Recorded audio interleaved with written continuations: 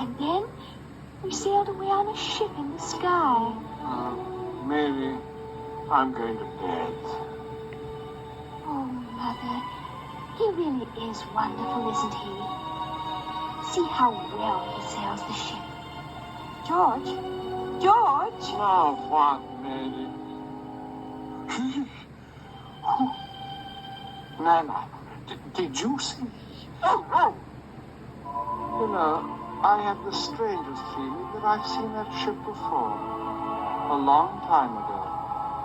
When I was very young. George, dear. Father. When there's a smile in your heart, there's no better time to start.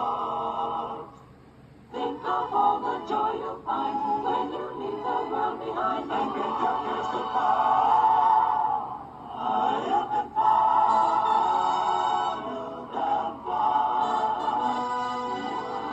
The End, a Walt Disney production.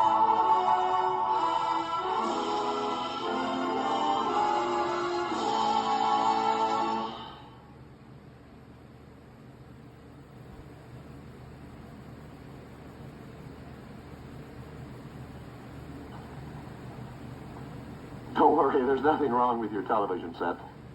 This is a Pixie Bell. The sound is much too high for human ears. Oh, there you are, Tink. Hey, get that stuff off of me.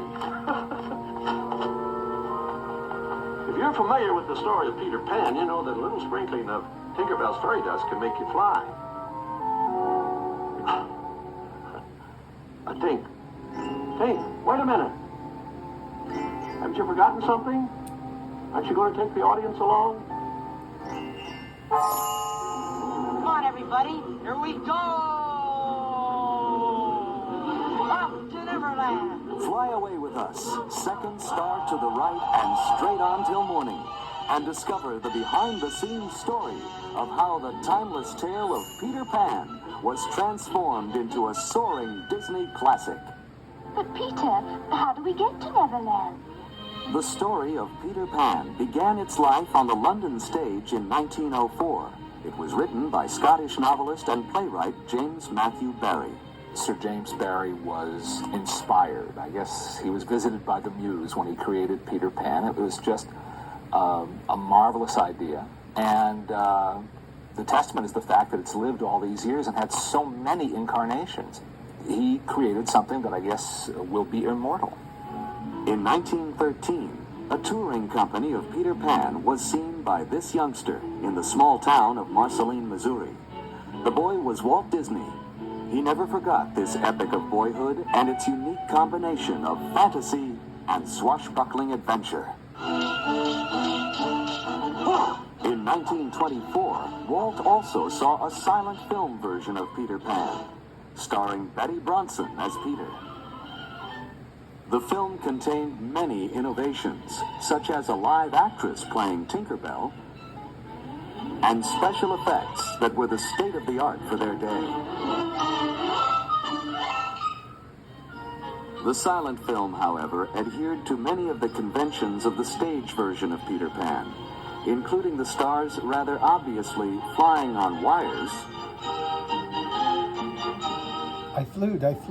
a performer in a dog suit as Nana, and a costumed actor as the crocodile.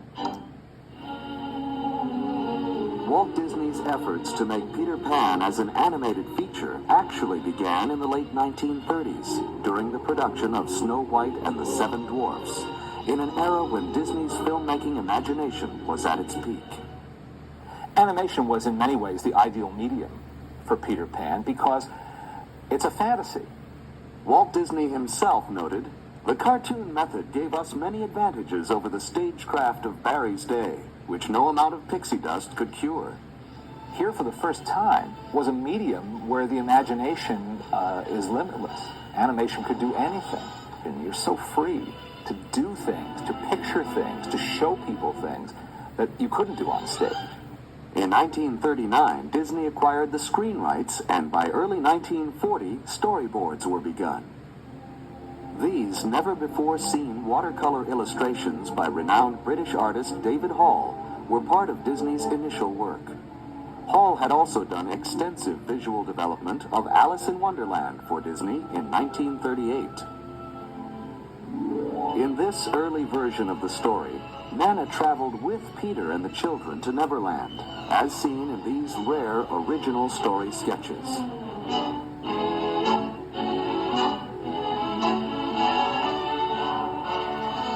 Much of the art created at this time was also darker than the original play, and far more sinister than a typical Disney effort.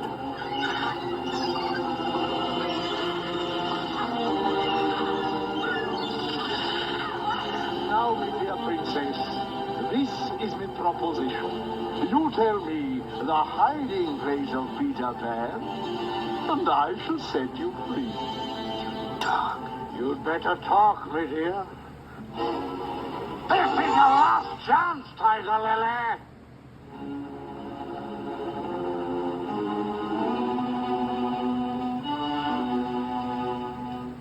Peter! Here's your spirit.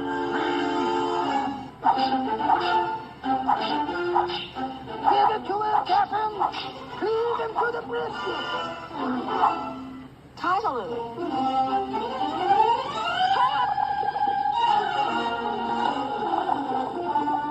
Another part of this early work was an elaborate musical number for Captain Hook's pirate crew, which was ultimately replaced by a different song, The Elegant Captain Hook. An attempt to persuade the Lost Boys to join the pirates' ranks, this earlier song, written by studio music director Frank Churchill along with Ray Kelly, is reconstructed here using a rare song demo recording, coupled with never-before-seen storyboard drawings of the original sequence. Aye, pirates, the only life for red-blooded men. If you're thinking of the future and you'd like a life of ease, if you'd like to make a fortune for your crew, if you've ever had a hanger run to sail the seven seas, then a pirate's life is just the life for you. Yo ho ho, up to Erie you must go, so you might as well make up your mind to sign. If you'd like to share a plunder, if you care for blood and thunder, simply step right up and sign a dotted line. By 1941, a basic story structure was completed. However, the onset of World War II stopped the development. After the war, Walt Disney brought Peter Pan back into development.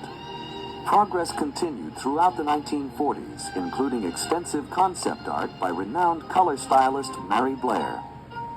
Finally, in 1950, he said, now's the time, let's do it. And they did. The Disney version of Peter Pan has another interesting first. It's the first time a boy was shown as Peter Pan. There had been a tradition from the time of Maude Adams on the stage and right through Mary Martin and in recent years Kathy Rigby, Sandy Duncan, many others have done it, of women playing Peter Pan. But it was something that was broken, a tradition that was broken by Walt Disney by showing Peter Pan as a boy. Now, it's an animated boy, but it was really a boy's voice, and he was depicted as a boy, which is what he's supposed to be.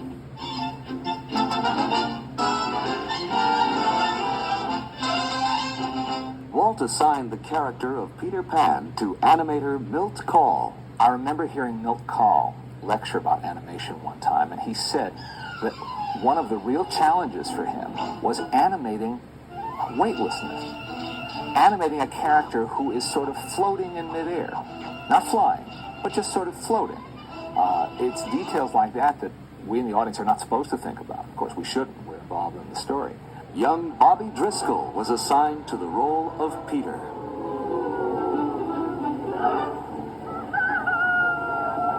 Where is that villain, Captain Hook? I'll slice him up and throw him to that crocodile. I guess Bobby Driscoll was an obvious choice for Walt to make because he was the resident juvenile star at the studio. Driscoll had debuted in Song of the South, after which Disney cast him in several projects, including So Dear to My Heart and as Jim Hawkins in Treasure Island. Get on with it, girl. My name is Wendy. Wendy Moore, answer the door. Wendy's enough. Walt also didn't have to look far for the voice of Wendy. he found what he called the gentle and gracefully feminine voice in the same actress who had played Alice in Wonderland, Catherine Beaumont. I heard about Peter Pan because the studio had started working on the writing part of it. I went directly from finishing Alice and immediately started working on the voice for Wendy. Oh, slave in the mirror, come from the farthest space. Through wind and rain I am here, young mistress. Oh my goodness, you got here in a hurry. I didn't get to finish the magic words. Well, it so happened that I was in the neighborhood. Hans Conried, seen here as the face in the magic mirror, was cast in the tradition of the stage play as both Captain Hook Peter Pan. and Mr. Darling. Out! Out, I say!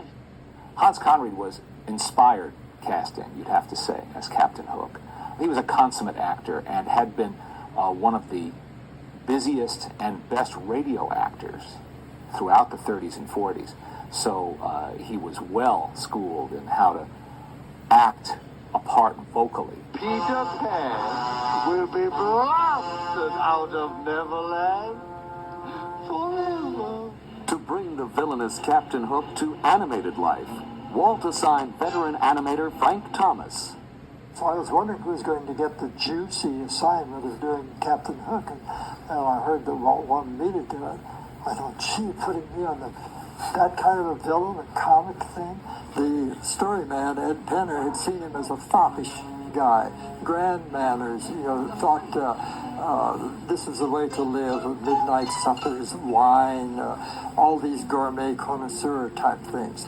While the director saw him as a tough, mean guy who'd shoot the cannon and shoot his own crew on the ship, and he was a menacing villain. He was a menacing opponent for Peter Pan. Now let me see. Where was I? Walt knew that for his version of Peter Pan, Tinkerbell would have to be developed as a fully realized character. From the late 1930s on, character sketches trace Tinkerbell's development, and each reveals the then current conception of feminine beauty. The character that I worked on was Tinkerbell, and Tinkerbell was visualized as a spot of light, which no doubt was something like a strong flashlight that moved around on the background of the stage. In our medium, you couldn't just use a spot of light.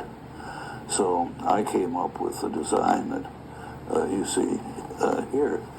She's a pure pantomime character, which in itself I think is very interesting. That she didn't talk, but you know what she's thinking. There's been a rumor for years that she was patterned after Marilyn Monroe.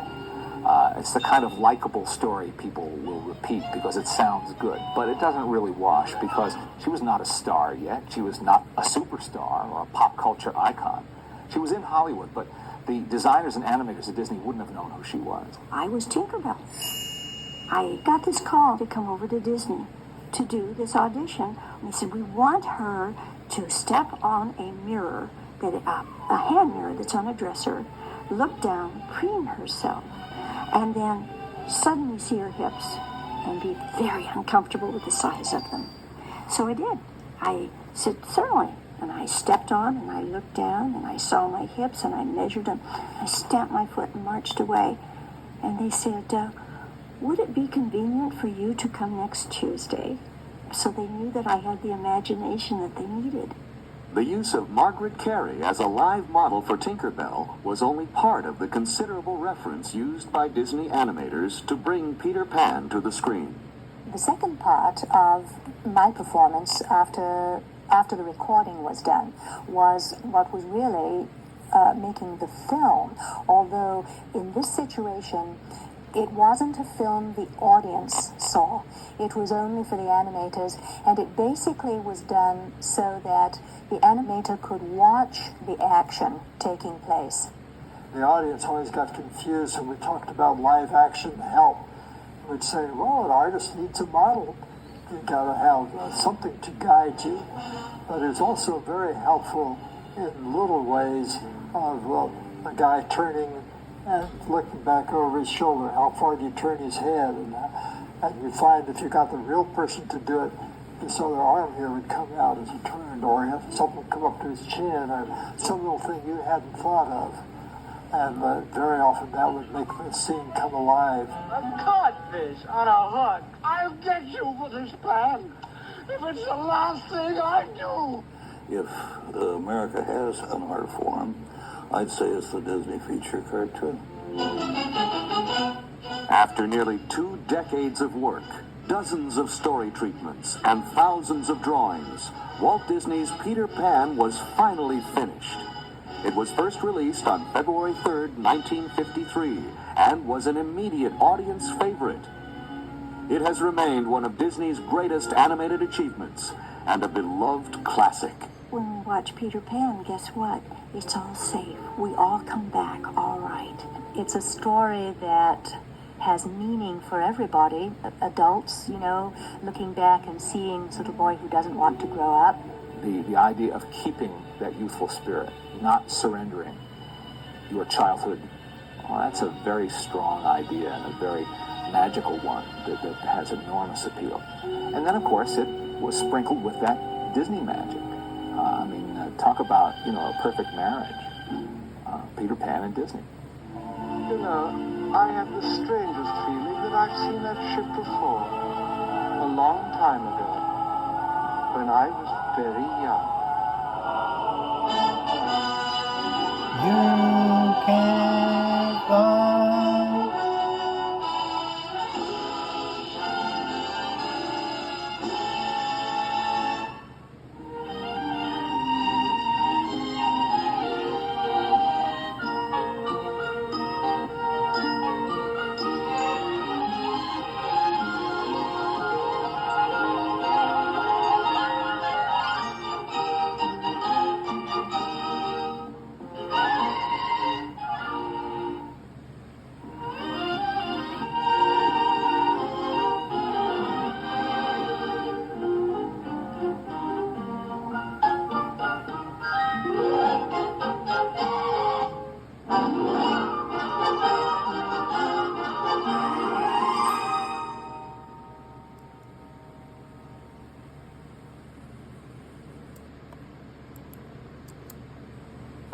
Coming soon to theaters.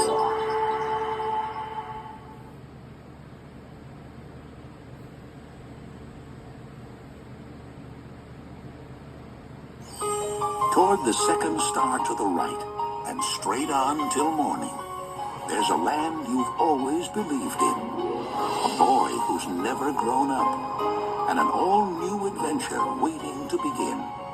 Walt Disney Pictures presents Peter Pan in Return to Neverland. Punish me! I'm not Wendy. I'm her daughter, Jane. Cast off, you mangy dog!